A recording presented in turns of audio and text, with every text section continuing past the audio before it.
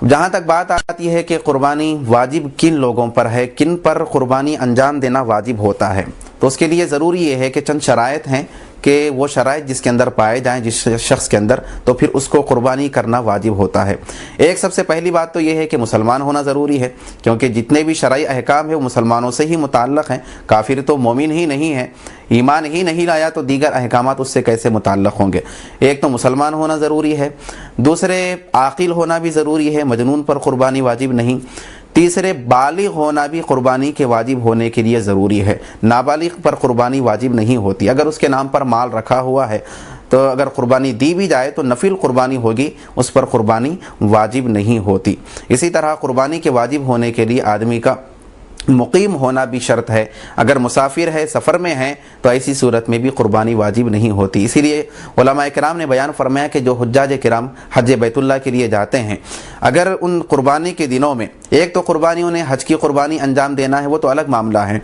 ईद उल अज़हा की कुर्बानी का जहाँ तक मामला है, अगर उन दिनों में अगर मक्के मुकर्रमा में उनका क़ियाम 15 दिन या उससे ज़्यादा का अगर है, तो क्योंकि इस सूरत में वो मुकीम हो जाएंगे, तो ऐसी सूरत में ईद उल अज़हा की कुर्बानी भी उन्हें अंजाम देना पड़ेगा।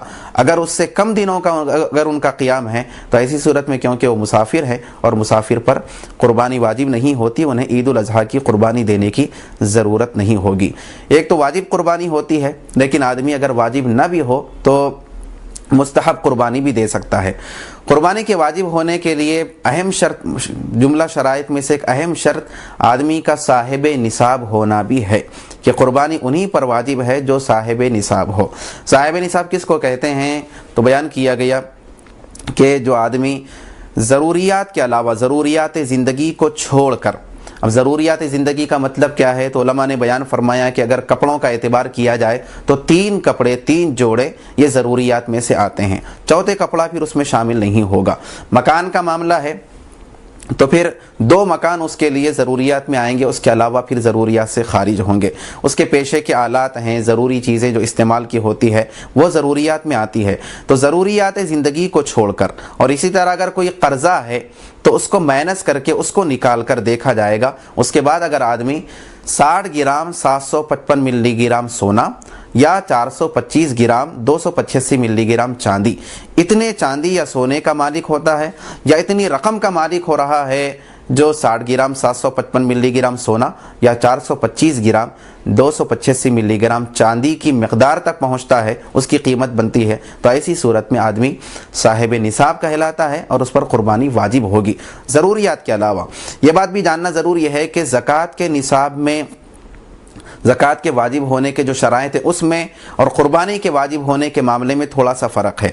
एक तो ज़कात के वाजिब होने के लिए माल पर साल का गुजरना ज़रूरी है, जबकि क़ुरबानी के लिए ऐसी कोई शर्त नहीं है, बल्कि क़ुरबानी के तीनों दिनों में से किसी भी दिन अगर आदमी साहिब निसाब हो जाए, शराइत उसके अंदर पाए जाए, तो फिर ऐसी सूरत में क़ुरबानी उस पर वाजिब हो जाती है। और दूसरा यह कि ज़कात के लिए ये भी शर्त है कि जो चीज़ें तिजारत की होती है, नामी माले नामी कहते हैं, एक तो सोना चांदी है, उस पर ज़कात वाजिब होती है, या ऐसी चीज़ पर ज़कात वाजिब होती है जो तिजारत की गर्ज से ख़रीदे गए हों, लिए गए हों। अगर आदमी के पास 4-5 मकानात हैं लेकिन तिजारत की नीयत से नहीं लिया बल्कि ऐसे ही ख़रीद लिया है, तो ज़कात में वो शामिल नहीं होते। लेकिन क़ुरबानी का जहाँ तक मामला है, ज़रूरत से ज़ायद जो भी चीज़ होगी, चाहे वो तिजारत की गर्ज से ली जाए या तिजारत की गर्ज से ना ली जाए, तमाम चीज़ों को शामिल किया जाएगा, शुमार किया जाएगा और फिर उसकी कीमत का अंदाज़ा किया जाएगा। अगर उसकी कीमत 60 ग्राम 755 मिलीग्राम सोना या 425 ग्राम 285 मिलीग्राम चांदी की कीमत के बराबर अगर हो रही है, तो फिर ऐसी सूरत में क़ुरबानी वाजिब हो जाएगी।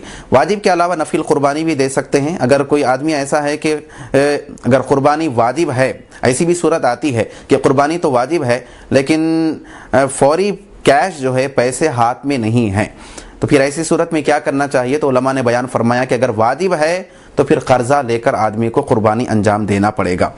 नफिल कुर्बानी का जहाँ तक ताल्लुक़ है, कुर्बानी अगर वाजिब ना भी हो तो आदमी उसकी बरकतों को हासिल करने के लिए कुर्बानी के सवाब को हासिल करने के लिए मुस्तहब और नफिल कुर्बानी भी दे सकता है, कुर्बानी अंजाम दे सकता है, वाजिब कर ले सकता है। उसके लिए अब उलमा ने बयान फरमाया कि अगर ऐसी नौबत है कि क़र्ज़ लेने की ज़रूरत पेश आ रही है तो उसमें देखा जाएगा कि वो आसानी से क़र्ज़ा अदा कर सकता है या नहीं।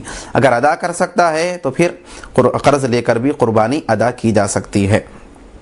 मुस्तहब के लिए अपनी तरफ से भी कुर्बानी दे सकता है आदमी, मरहूमीन की तरफ से भी कुर्बानी की जा सकती है। लेकिन मरहूमीन की तरफ से अगर वसीयत की थी मरहूम ने और फिर कुर्बानी दी जा रही है तो ऐसी सूरत में उसका गोश्त आदमी वरसा उसका इस्तेमाल नहीं कर सकते, फिर सारा का सारा गोश्त गरीबों के लिए वह तकसीम कर देना होता है, गरीबों को दे देना होता है। अपने इस्तेमाल में वसीयत की कुर्बानी का गोश्त इस्तेमाल नहीं कर सकते।